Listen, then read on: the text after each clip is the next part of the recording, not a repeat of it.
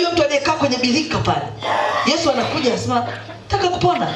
Sasa kila maji yanapotimuliwa, kuna mtu anatangulia kwa sababu na watu wa kumpeleka.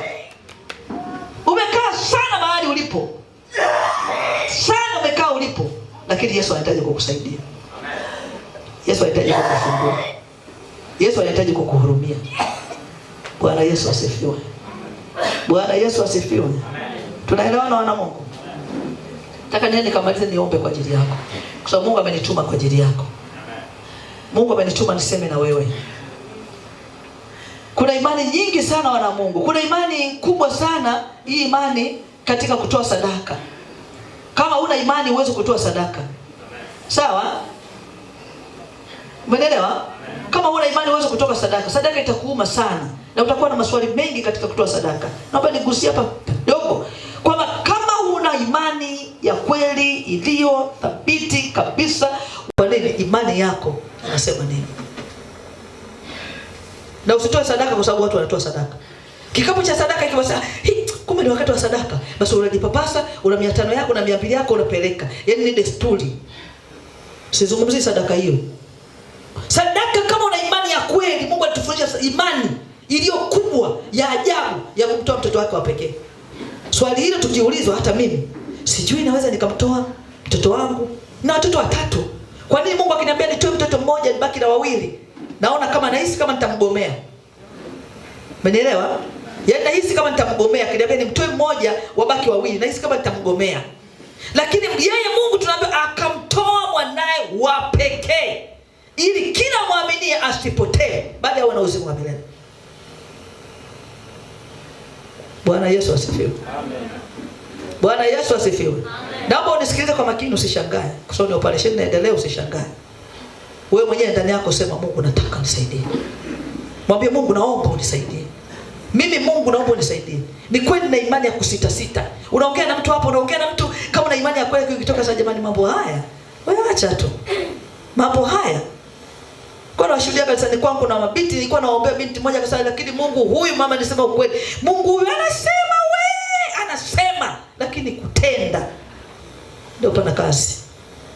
Yaani mtu kishamwona hali ile ni kawaida Mtu anafika anasema ugonjwa wangu. Yaani ikifika saa 6 kamili naanza kujisikia vibaya. Kila anapofika saa 6 naanza kujisikia vibaya. Yaani ugonjwa wangu uko hivi na 1 2 3, sio ugonjwa wako. Yaani kafika mahali kauamini ugonjwa. Fika mahali amini Mungu anaweza mambo yote. Amen. Na sijaupa kwa ajili ya mateso, hapana. Kuna mtu anakwenda kufunguliwa na kuwekwa huru. So mimi hapa niliposimama ni madhabahu. Sindio Bwana Yesu asifiwe. Jina Bwana libarikiwe. Niko hapa. Penueli uso wa Bwana. Kama uso wa Bwana uko hapa, unakutazama, unakuangalia. Upo tayari kukuhurumia. Upo tayari kukuweka huru. Kwa yule ambaye yuko tayari kuamini. Yaani kama unaamini, liko jambo na kufanikiwa. Kama unaamini hata kama umeapply kazi, kuna nafasi unakwenda kupata. Kama unaamini kuna mtaji wako ulipotea ukaharibika, kuna mtaji unakwenda kuupata. Kama unaamini ndio yako ilikuwa na mafarakano, ukitoka hapa, yani mapenzi moto moto hujawahi kuyaona. Kama unaamini kuna mtoto amepasua kichwa, ukitoka leo mtoto wako yuko salama. Amini tu, liko jambo ambalo limekuteza kwa muda.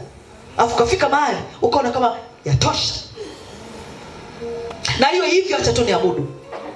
Ongeza viwango vyako vya imani. So liko jambo linakwenda kufanyika. Kama imani yako ulifika mahali nina huduma na mtumikia Mungu, lakini mimi namtumikia Mungu. Najitoa, naimba, naomba, natoa sadaka, nafanya kwa mtumishi wa Bwana, lakini mimi ni hivi nilivyo. Ongeza viwango vya imani. Hautakuwa ulivyo. Kuna viwango naenda. Kuna mahali Mungu anakupeleka. Kazi kubwa wewe kuamini tu. Si iliyofichika ndani. Ni kweli iliyofichika ndani. Ni kweli iliyofichika. Tafakari kwamba ni kweli nimeamini. Nimetafakari muda mwingi na nimekuwa nikiamini kwamba Mungu atafanya. Asante kwa kuwa umemuona mwanamke huyu. Ana kiu. Ana haja. Anataka. Anatamani. Anahitaji. Anasema Mungu naomba unisaidie. Leo iwe ni mwisho wa teso lako. Leo ninatamka kama kuhani. Kora mataya namo useke